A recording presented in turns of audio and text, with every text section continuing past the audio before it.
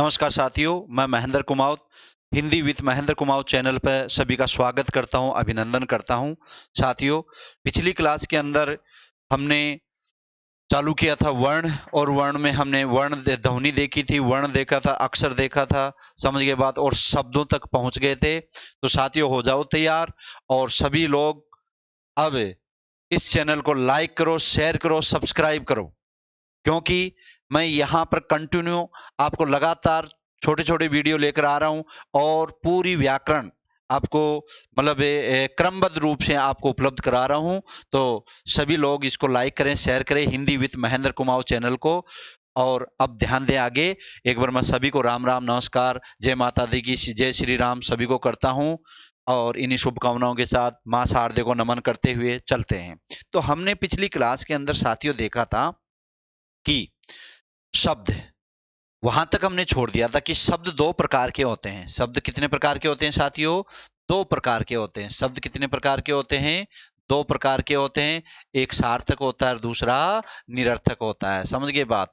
एक सार्थक होता है, एक सार्थक होता है और दूसरा शब्द।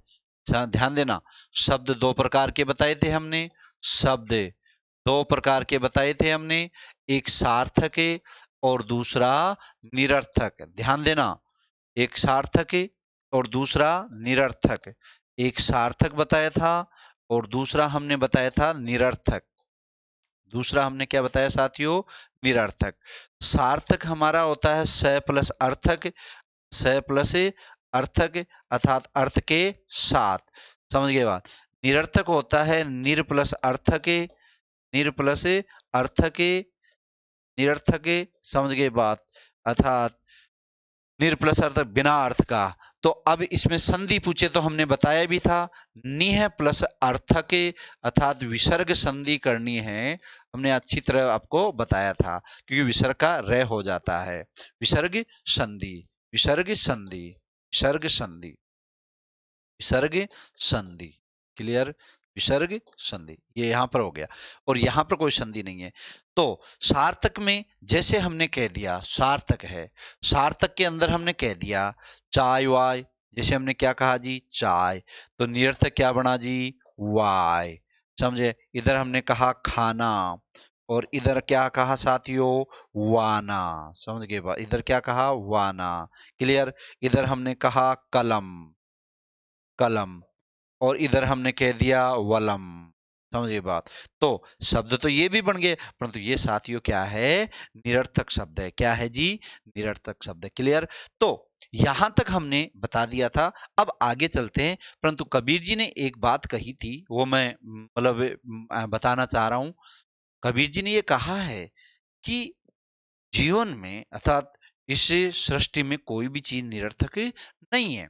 इस सृष्टि में कोई भी चीज निरर्थक नहीं है, सारी की सारी सार्थक ही है। निरर्थक कोई भी नहीं है।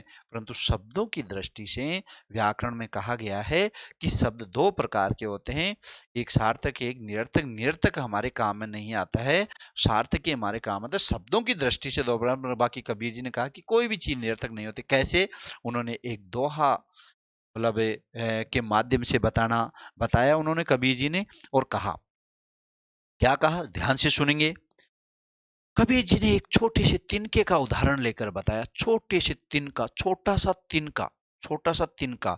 उस छोटे से तिनके के माध्यम से उदाहरण बताया। और क्या बताया? तिनका कभू न नींदिए जो पांव तले होई, तिनका कभू न नींदिए जो पांव तले होई, उड़ी पड़े जब आंख में पीर गनेरी होय, तिनका कबू न नींदिए जो पांव तले होय, उड़ी पड़े जब आंख में पीर गनेरी होय। क्या कहा है कि तिनका कबू न नींदिए, एक छोटा सा जो तिनका है उसकी भी कभी निंदा नहीं करनी चाहिए। ये कौन कह रहा साथियों? कबीर जी ने कहा है, समझाया है। जो पांव तले होई, जो कहा है साथियों? पैरों के नीचे दबा हुआ है। तिनके की भी निंदा नहीं करनी चाहिए। जो पैरों के नीचे दबा उड़ी पड़े जब आंख में, अगर वही तिनका अगर मान लीजिए उड़ जाए तो वो आंख में गिर जाए, तो बताओ सार्थक हुआ कि निरर्थक हुआ? बोलो, आ गया समझ में? सार्थक हुआ, निरर्थक, सार्थक हो गया। तो तिनका कबू ने नींद ये जो पांव तले होई, और उड़ी पड़े जब आंख में पीर घनेरी होय। समझ गए बात? तो यहाँ में कोई चीज निरर्थक नहीं होती है, परंतु शब्दों की दृष्टि से सार्थक निरर्थक होता है। बोलो, क्लियर है? आ गया समझ में? क्लियर? आगे चलिए साथियों, आगे चलिए। क्लियर? तो ध्यान दो आगे। शब्द और शब्द मिलकर क्या बनता है साथियों? वाक्य। तो चलेगा वाक्य। ध्यान देना, क्या है? वाक्य। हाँ, शब्दों का, शब्दों शब्दों के सार्थक समूहों को, सार्थक समूह को, समूह को, शब्दों के सार्थक समूह को वाक्य कहते हैं। क्या कहते हैं साथियों? वाक्य कहते हैं। शब्दों के सार्थक समूह को क्या कहते हैं? वाक्य। अब इसकी परिभाषा दूसरी ऐसे भी लिख सकते हैं, इससे कोई फर्क नहीं पड़ता। दो या, दो या, दो से, दो या, दो से, दो या, दो से, दो या दो से अधिक, दो या दो से अधिक शब्दों के, शब्दों के, शब्दों के सार्थक, शब्दों के सार्थक समूह को, सार्थक समूह को वाक्य कहते हैं। दो या दो से अधिक, ध्यान देना, सार्थक शब्दों के समूह को, अधिक शब्दों के सार्थक समूह को क्या कहते हैं साथियों? वाक्य कहते हैं। क्या कहते हैं साथियों? वाक्य कहते। क्लियर? अब ध्यान देना, इससे पहले, क्योंकि इससे पहले क्या था? शब्द। और उच्चरित रूप में भाषा की सबसे छोटी इकाई किसको कही थी हमने? ध्वनि। लिखित रूप में भाषा की सबसे छोटी इकाई किसे कही थी? वर्ण को। और वर्ण और वर्ण मिलकर क्या बना? शब्द। तो एक बात और लिख लो यहां पर, ध्यान देना, यहां पर क्वेश्चन एक बन गया है। तो अर्थ की दृष्टि से, अर्थ, क्योंकि वर्ण और वर्ण मिलकर शब्द बना, शब्द का कोई ना कोई अर्थ निकलेगा, सार्थक ही होगा, वो हमारा क्या होगा? शब्द होगा। तो अर्थ की दृष्टि से, अर्थ की दृष्टि से, अर्थ की दृष्टि से, अर्थ की दृष्टि से भाषा की, भाषा की सबसे छोटी इकाई, सबसे छोटी इकाई, सबसे छोटी इकाई, इकाई क्या कहलाएगी साथियों? सबसे छोटी इकाई क्या कहलाएगी? क्या कहलाएगी? शब्द। समझना?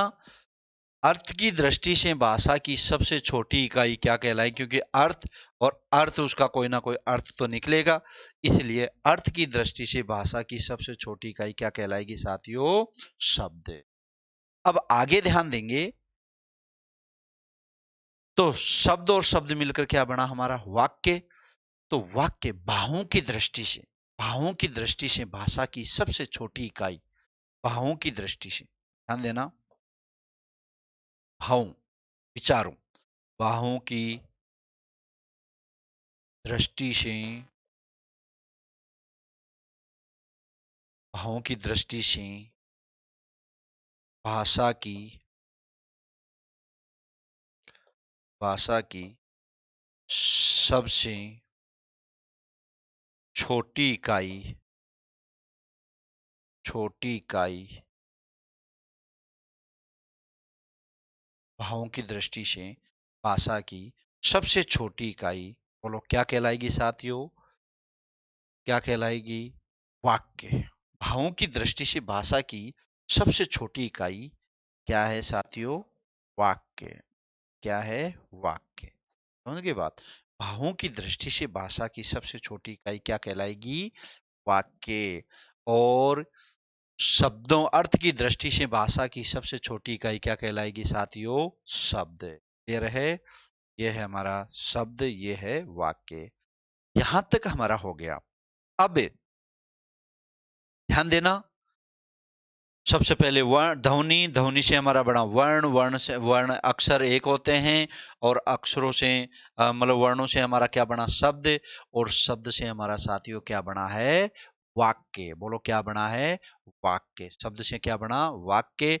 तो भाषा की मतलब अर्थ की दृष्टि से भाषा की सबसे छोटी इकाई शब्द, और भावों की दृष्टि से भाषा की सबसे छोटी इकाई क्या है? वाक्य। समझ गए बात? तो भाषा की सबसे बड़ी इकाई, अब ध्यान देना और ध्यान दो,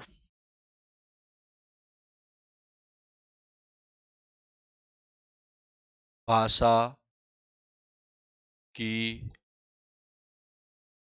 सबसे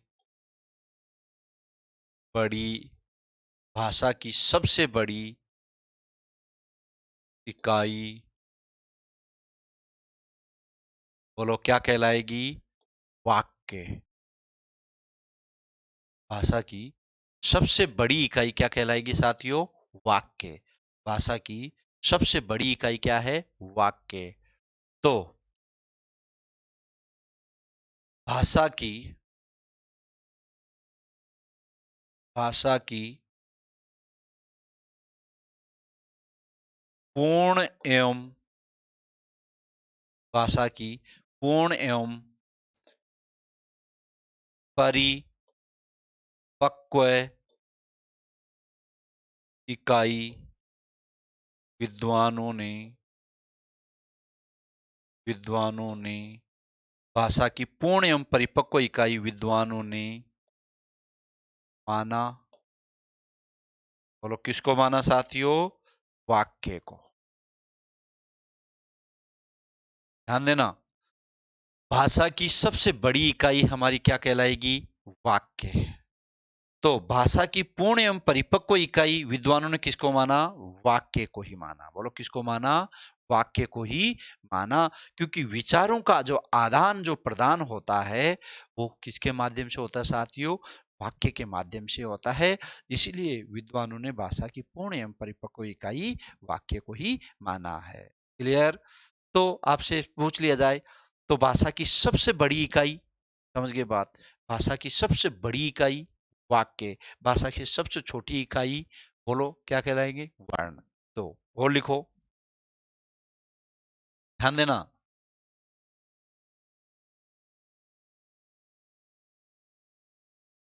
भाषा की सबसे बड़ी इकाई,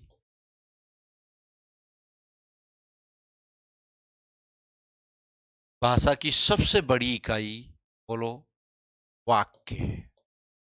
साथियों क्या है? वाक्य। भाषा की सबसे बड़ी इकाई वाक्य।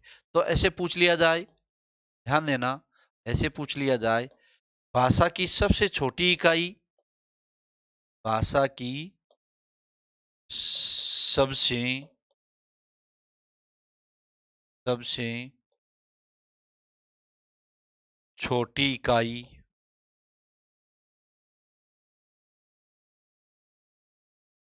भाषा की सबसे छोटी इकाई, सबसे छोटी इकाई बोलो क्या होगा? वर्ण। तो जी क्या होगा? वर्ण।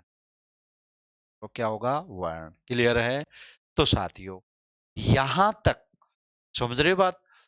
हमने वर्ण ध्वनि से प्रारंभ किया और हम कहां तक पहुंच गए? वर्णों तक, मतलब वाक्य तक पहुंच गए। हमने ध्वनि से प्रारंभ किया और ध्वनि से प्रारंभ करके हम कहां तक पहुंच गए साथियों? वाक्य तक पहुंच गए। और सबसे छोटी इकाई हमारी वर्ण है और सबसे बड़ी इकाई हमारी क्या कहलाती है? वाक्य कहलाती है। भाषा की पूर्ण एवं परिपक्व इकाई किसे कहते हैं? वाक्य को ही कहते हैं विद्वानों ने, क्योंकि भाषा हम उसे कहते हैं जहां पर विचारों का जो आदान प्रदान होता है, उसे जिसके माध्यम से विचारों का आदान प्रदान होता है उसे साथियों क्या कहते हैं? वाक्य कहते। समझ गए बात? क्या कहते हैं? वाक्य। और वाक्य ही भाषा की कोई इकाई है। तो बोलो क्लियर है? यहाँ तक अच्छी तरह समझ में आ गया? समझना अच्छी तरह से। अगर आप इन चीजों को अगर नहीं देखा अच्छी तरह से तो ध्यान देना साथियों, ये हमारी सारी एग्जामों में पूछा जा रहा है, हर एग्जाम में पूछे जा रहे हैं। समझ गए बात? चाहे किसी के सिलेबस में ये वर्ण ये चीजें हो चाहे नहीं हो, परंतु हमें बार बार क्वेश्चन पूछा जा रहा है, इसलिए मैं आपको सारी चीजें अच्छी तरह से बता रहा हूं। बोलो क्लियर है? समझ गए बात? अब हम आगे चलते हैं। क्लियर है? तो ध्यान देंगे, ध्यान दो आगे। ध्यान देना, वर्ण हो गया, अक्षर हो गया, ध्वनि हो गई, वाक्य हो गया, शब्द हो गया।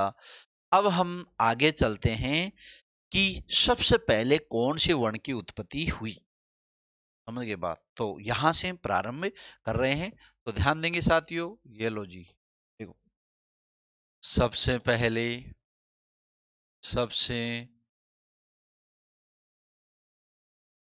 पहले सबसे पहले अ वर्ण की उत्पत्ति हुई। अ वर्ण की उत्पत्ति हुई। सबसे पहले कौन से वर्ण की उत्पत्ति हुई जी? अ वर्ण की उत्पत्ति हुई। तो कौन से वर्ण की? अ वर्ण की उत्पत्ति। आगे ध्यान देंगे, अ वर्ण की अ वर्ण की अ वर्ण की उत्पत्ति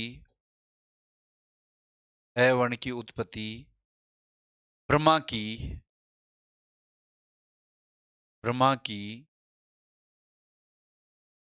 नाभि से माना जाता है। ध्यान देना, समझने की बात है, फिर मैं समझाता हूं, पहले आराम से इनको लिखो। समझिए, अ वर्ण की उत्पत्ति ब्रह्मा की नाभि से माना जाता। सभी वर्णों की उत्पत्ति सभी वर्णों की सभी वर्णों की उत्पत्ति शिवजी के शिवजी के डमरू से मानी जाती है। सभी वर्णों की उत्पत्ति शिवजी के डमरू से मानी जाती है। समझ गए बात? सभी वर्णों की उत्पत्ति शिवजी के डमरू से मानी जाती। अब समझना एक बार, ध्यान देना। सबसे पहले अ वर्ण की उत्पत्ति हुई। देखो, हमारे वर्ण और वर्णों में भी, अब हम आगे आपको सारी चीजें बताएं। वर्ण दो प्रकार के, वर्णों को दो भेदों में भागों में बांटा, एक स्वर एक व्यंजन। एक स्वर है, एक व्यंजन है। तो स्वर हमारे 11 होते हैं, व्यंजन हमारे कितने होते हैं? 33 होते हैं। स्वर कितने होते हैं? 11, व्यंजन 33। तो 11 स्वरों में भी सबसे पहले कौन से वर्ण की उत्पत्ति हुई है? सबसे पहला कौन सा वर्ण आता है? अ। और अ वर्ण की उत्पत्ति मानी जाती है। तो देखो, समझना, सबसे पहले ध्यान देना। सबसे पहले हिंदी की उत्पत्ति हमारी, हिंदी भाषा की उत्पत्ति हमारी संस्कृत भाषा से हुई है। हिंदी भाषा की उत्पत्ति किससे हुई है? संस्कृत भाषा से हुई है। तो ध्यान देना, हिंदी भाषा की उत्पत्ति किससे हुई है साथियों? संस्कृत भाषा से हुई है। क्लियर? तो एक बार थोड़ा सा समझना। देखो, यहां पर हमारी संस्कृत, यहां पर क्या है जी? संस्कृत। और संस्कृत दो प्रकार की, संस्कृत दो प्रकार की है। एक है वैदिक संस्कृत, एक है वैदिक संस्कृत। समझ गए बात। एक है वैदिक संस्कृत और दूसरी है लौकिक संस्कृत। दूसरी कौन सी साथियों? लौकिक संस्कृत। सी लौकिक संस्कृत। क्लियर? वैदिक संस्कृत में वेद उपनिषद लिखे गए हैं, ध्यान देना। वैदिक संस्कृत में क्या लिखे गए हैं साथियों? वेद उपनिषद लिखे गए हैं। वेद है, उपनिषद है, उपनिषद है। वेद उपनिषद किसमें लिखा गया साथियों? वैदिक संस्कृत। तो लौकिक संस्कृत में पाणिनि का अष्टाध्यायी, समझ गए बात। पाणिनि का पाणिनि का पाणिनि का अष्टाध्यायी, पाणिनि का अष्टाध्यायी, पतंजलि का महाभाष्य, अष्टाध्यायी।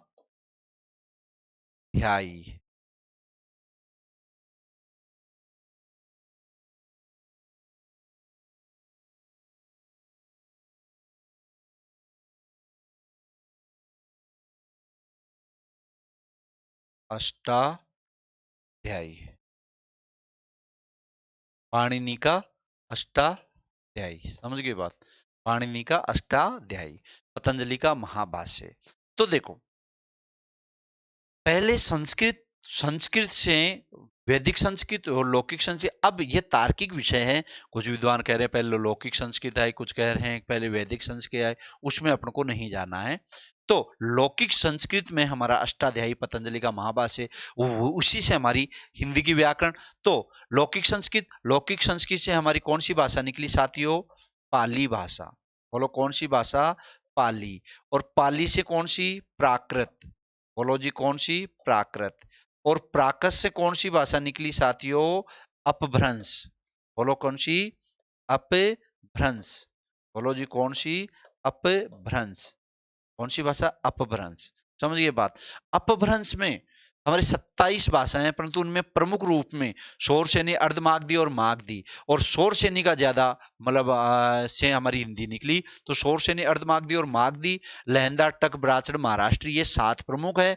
इनके अंदर हमारी 3 शोर सेनी, अर्धमागधी, मागधी से हमारी हिंदी भाषा की उत्पत्ति। तो अपभ्रंश से हमारी क्या कौन सी भाषा निकली जी? हिंदी। तो अब आपको ये ध्यान ये देना है आपको कि देखो, समझना,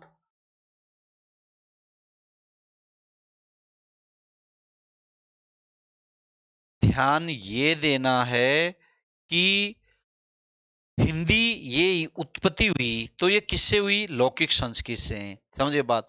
शिवजी ने डमरू, लौकिक संस्कृत। तो सबसे पहले लोगों विद्वानों का मानना है कि अवर्ण की उत्पत्ति हुई, और अवर्ण की उत्पत्ति ब्रह्मा की नाभि से हुई। और ऐसे सुनने में आता है कि सारे वेदों की रचना स्वयं ब्रह्मा जी ने की है। इसका मतलब वो तो वैदिक संस्कृत की बात हो गई, समझे बात। परंतु सारे के सारे जो वर्ण हैं हमारे, सारे के सारे वर्ण हैं हमारे, जो 44 वर्ण हैं, 33 जो व्यंजन हैं, हिंदी की बात चल रही है, संस्कृत में तो 63-64 होते हैं, इस बात का भी ध्यान रख लेना।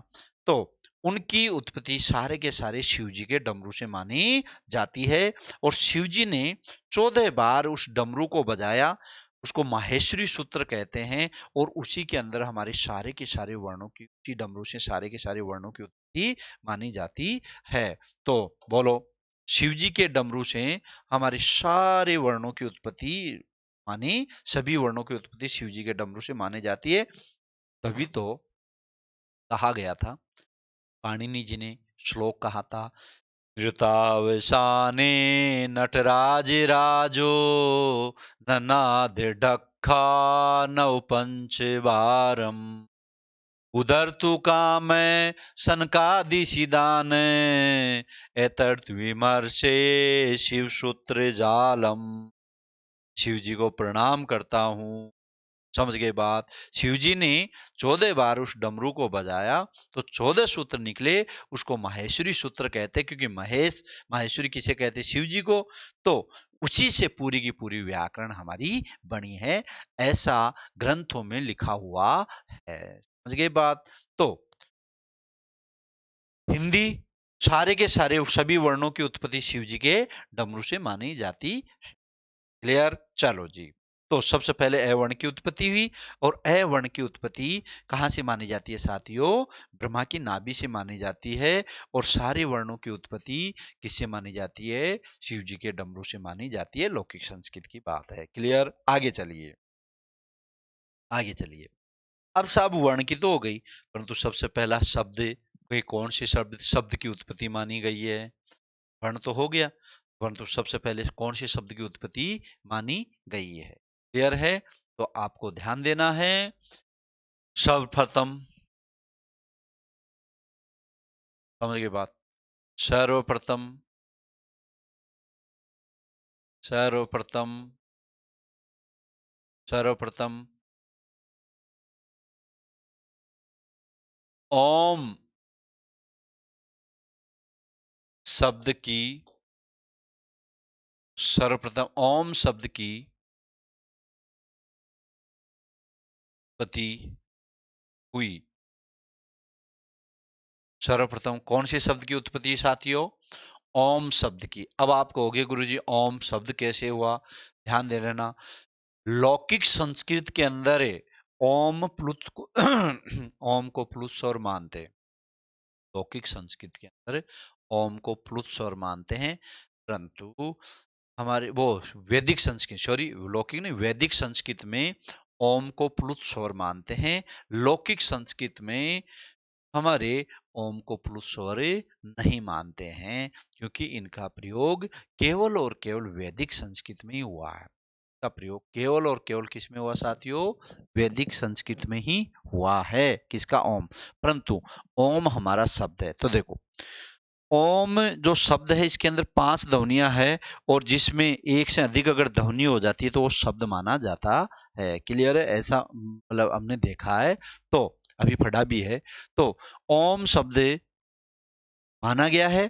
वैसे वैदिक संस्कृत में ओम को प्लुत स्वर कहा गया है, परंतु लौकिक संस्कृत में, हिंदी में ओम को शब्द माना गया है। तो ओम, ध्यान दो, ओम, ओम में, ओम में 5 ध्वनियां, ओम में 5 ध्वनियां, ओम 5 ध्वनियों, या ओम में 5 ध्वनियां है, 5 ध्वनियां है। समझना, सबसे पहले ए, फिर ए, फिर आ, फिर ऊ, और फिर मैं। ये साथियों 5 ध्वनियां है हमारे किसके अंदर? ओम के अंदर। अब बताओ, जिसमें 2 या 2 से अगर अधिक ध्वनियां होती है, ध्वनि होती है, समझ गए बात, उसे हम क्या कहते हैं साथियों? क्या कहते हैं? शब्द कहते हैं। ओम में 5 ध्वनियां हैं, क्या क्या? अब इसको अच्छी तरह से अपन को देखना है। ये 5 ध्वनियां मिलकर हमारा ओम शब्द बना है। क्या बना है साथियों? ओम शब्द बना है।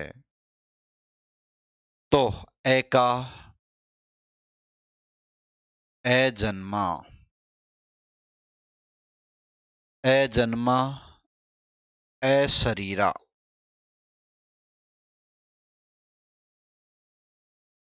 फिर आका, अरिहंते,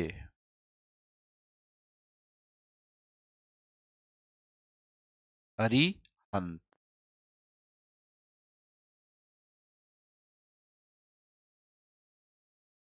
अरिहंत, फिर आका, आचार्य,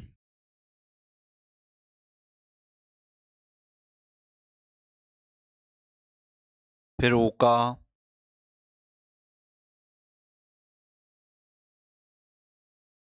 उपाध्याय, और मैं का, महंत। समझिए बात, ये 5 ध्वनियां मिलकर हमारा ओम शब्द बना है। ध्यान देना, ये 5 ध्वनियां मिलकर हमारा ओम शब्द बना है। 5 ध्वनियां मिलकर हमारा क्या बना साथियों? ओम शब्द बना है। तो इसी आधार पर हमने ओम को क्या कहा है? शब्द कहा है, क्योंकि ओम वैदिक संस्कृत के अंदर ओम को वैदिक संस्कृत के अंदर, कौन सी संस्कृत के अंदर साथियों? वैदिक संस्कृत के अंदर, वैदिक संस्कृत के अंदर, वैदिक संस्कृत में क्या कहा गया है? प्लुत स्वर कहा गया है।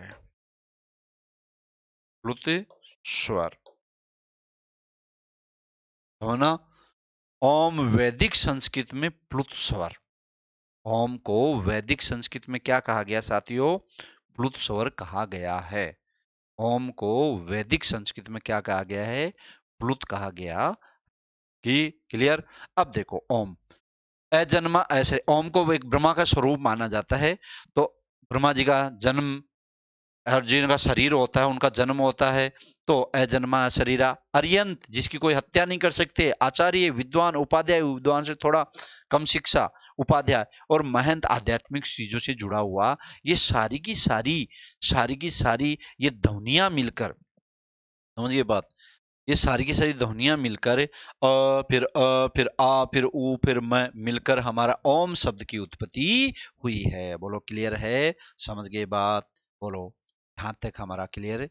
तो सर्वप्रथम महाप्रणव कहते हैं, क्योंकि महाप्रणव हमेशा रहने वाला। समझ गए बात? ओम शब्द आकाश में रहता है। ओम शब्द कहाँ रहता है? वो शब्द कहाँ रहते हैं? आकाश में रहते हैं। शब्द हमेशा रहता है, समझ? शब्द कभी नष्ट नहीं होता है। समझ गए बात? तो ओम शब्द आकाश में रहता है। ओम चाहे कितने साल के बाद में जैसी ध्वनि बोलोगे वैसा ही, मतलब आप बोलो शब्द बोलोगे वैसी ही ध्वनि आएगी, इसलिए आकाश में रहता है और हमेशा रहता है। समझ गए बात? इसको महाप्रणव कहते हैं, महाप्रवण कहते हैं। क्यों? उसका क्या है? हमेशा विराजमान रहने वाला है। बोलो क्लियर है? समझ गए बात? चलो, तो यहां तक हमारे स्वर, स्वर क्या है? ये अ वर्ण की उत्पत्ति और ओम शब्द की उत्पत्ति हुई। अब हमारा चलेगा वर्ण। क्या चलेगा साथियों? वर्ण। तो हमने परिभाषा देखी, वर्ण उसे कहते हैं जो भाषा की सबसे जो छोटी इकाई होती है, उसे हम क्या कहते हैं? वर्ण कहते हैं। ये हमने अच्छी तरह से लिख रखा है। क्लियर है? अच्छी तरह से हमने लिख रखा है। क्लियर? तो वर्णों की संख्या हमारी कितनी मानी गई है साथियों? 44 माने, और कुल वर्णों की संख्या 52। तो उनको लेकर आएंगे अपन नेक्स्ट क्लास के अंदर। तब तक के लिए मैं सबको नमस्कार करता हूं। साथियों, इस चैनल को ज्यादा से ज्यादा लाइक करो, शेयर करो, सब्सक्राइब करो। Hindi with Mahendra Kumaut. Next class के अंदर हमारे वर्ण के दो भेद होते हैं, एक स्वर और एक व्यंजन। वर्णों के दो भेद होते हैं, एक स्वर होते हैं, एक व्यंजन। स्वरों की संख्या 11 और व्यंजनों की संख्या 33। इनको लेकर आएंगे अगली क्लास के अंदर। तब तक के लिए सभी को नमस्कार, बहुत बहुत धन्यवाद।